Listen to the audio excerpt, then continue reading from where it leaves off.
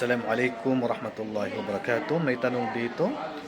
Ang isa sa mga kapatiran natin, sabi niya, Assalamualaikum Ustad. Tanong ko lang po, about po sa pagbibigay ng ayuda galing sa mga Christian or bigay ng simbahan, ano po hatol ng Islam dito? Sokran. Waalaikumsalam warahmatullahi wabarakatuh. Pwede po nating tanggapin ang regalo na ibinibigay halimbawa ng mga non-Muslim o ibinibigay ng simbahan.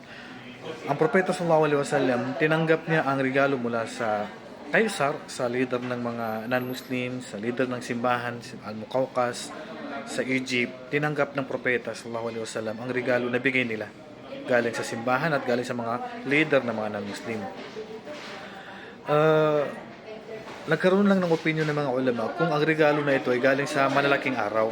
Halimbawa sa mga Christmas, New Year, may sabi na hindi pwedeng tanggapin, may nagsabi na pwedeng tanggapin. Ang mahalaga, hindi yung inalay nila na hayop ang tatanggapin natin. Halimbawa, hayop na inalay, katulad ng manok o kambing, karne na inalay nila sa Diyos-Diyosan, yung pong iwasan natin. Pero yung mga ayuda lang, normal lang na mga pamigay, ayuda na galing sa simbahan, galing sa mga non-Muslim, wala pong problemang tanggapin.